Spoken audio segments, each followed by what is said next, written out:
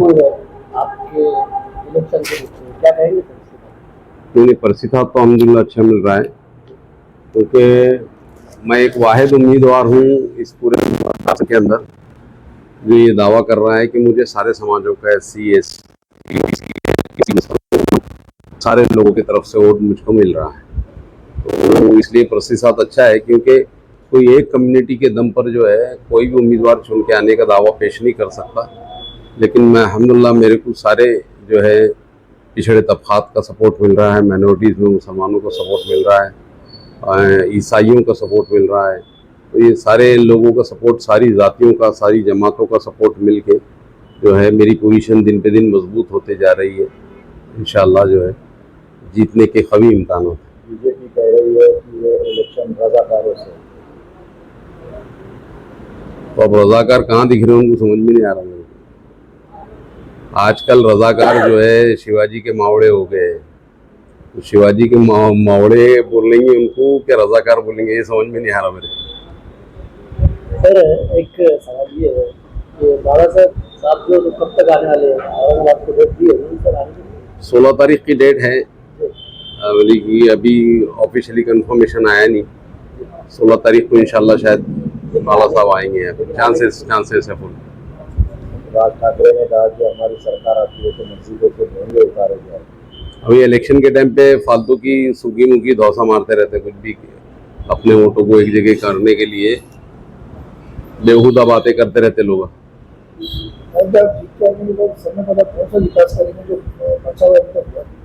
मैं सबसे पहले पानी के लिए कोशिश करूंगा इस शहर में कि मेरे इस शहर की अवाम को जो है पानी जो है मिल सके, क्योंकि मैं देख रहा हूं कि पानी के लिए लोग बहुत तरस रहे हैं। 8 दिन 10 दिन में पानी मिल रहा है, पानी की बहुत ज़्यादा शिद्दत तकलीफ है। लोग पानी का इस्तेमाल करके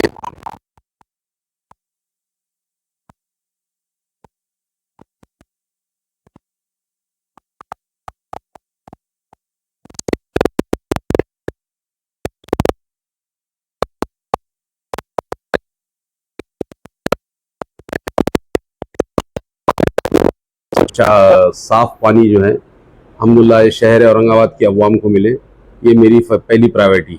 सर वैसे क्या मैसेज है जनता को, क्या मैसेज देंगे आप? किनको? जनता को क्या मैसेज देंगे? जनता को यही मैसेज देंगे कि मुसलसल अभी आप जितने लोगों को आजमा चुके हैं और इनकी कारकर्दगी देख चुके हैं, और जिन्हों की कारकर्दगी देख के उसके बावजूद भी अगर उनके तरफ जाना है तो ये कोई अक्लमंदी नहीं है। आप लोगों को उन लोगों को चुन के जाना है कि अवाम के ताल्लुक से कौन सा लीडर मुखलिस है, कौन सा लीडर ईमानदार है। तो ऐसे लीडर को आपको चुनना पड़ेगा। हमने पिछले टाइम वक्त देखे शिवसेना के प्रदीप जायसवाल भी है, लेकिन क्या तरक्की शहर की हुई? क्या उन्होंने तरक्की करे शहर की? रोड बनाने को मैं तरक्की नहीं समझता, लोगों को रोज़गार देने को मैं तरक्की समझता हूँ। लोगों के घर के चूल्हे सही तरीके से जलेंगे तो फिर अवाम खुशहाल रहेंगी, लेकिन लोगों को बेरोज़गारी के दंदल में ढबसते जाएंगे और जो है अमीर तो अमीर तर हो जाएगा, गरीब गरीब तर हो जाएगा। तो ये बैलेंस नहीं चलने वाला दुनिया के अंदर, पूरी दुनिया के अंदर ये बैलेंस नहीं चलने वाला है। कहीं ना कहीं मसावात का जो दर्स रहता है, मसावात होना चाहिए, गरीब को भी रोज़गार मिले, उसको भी रोटी मिले, और अमीर अगर होता है तो हो अमीर, लेकिन गरीब का हक मार के जो है अमीर बनना ये कोई बात नहीं है। और हम देख रहे हैं कि पॉलिटिशियंस जो है आजकल यही हरकतें कर रहे हैं, गरीब की तरफ उनकी तवज्जो कम रह रही है और अमीर को अमीर तर करने की कोशिश ज़्यादा रह रही है। सर देखा गया है कि आप जो तो मुस्लिम आरक्षण के लिए औरंगाबाद से पैदल मार्च करते हैं जी, और उसके बाद जो है तो आपने बहुत सारी सर, तो उसके बाद भी जो है तो पब्लिक में ऐसे क्यों एक चेतना नहीं आ रही है कि भाई इस शख्स को जो है तो एक मौका दिया जाए? इसके बारे में क्या कहेंगे सर? नहीं, पब्लिक में चेतना तो है ना। आपको इलेक्शन के नज़दीक सारे लोग अपने अपने रिलेशन ख़राब नहीं करना चाहते। जिस दिन इलेक्शन का रिजल्ट आएगा सारी चेतना मालूम पड़ जाएंगी इंशाल्लाह आपको।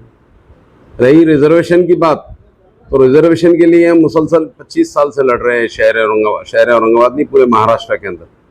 माइनॉरिटी काउंसिल ऑफ महाराष्ट्र के ज़रिए हमने बार बार ये पैगाम पहुंचाने की कोशिश की कि मुसलमानों को रिजर्वेशन देना चाहिए। सच्चर कमेटी की जो रिपोर्ट है उसके आधार दो, महमूदुर रहमान कमेटी की जो रिपोर्ट है उसके आधार दो, या जो है और दूसरे जितने कमीशन यहाँ बने थे उनकी रोशनी के अंदर मुसलमानों को रिजर्वेशन दो।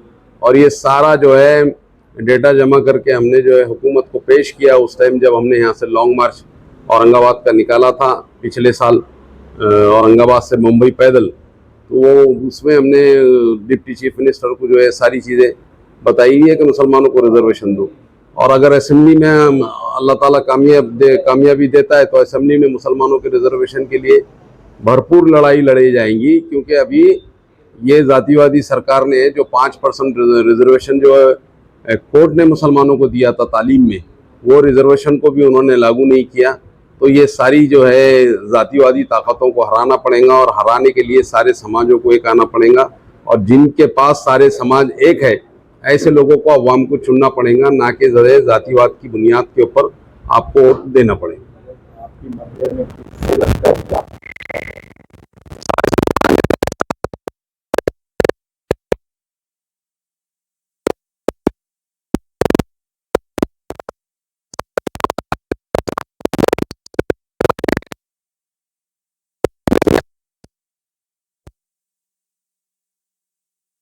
गैस सिलेंडर है और कोशिश ये करूंगा कि गैस सिलेंडर जो है अवाम को जो है सस्ते में मुहैया हो।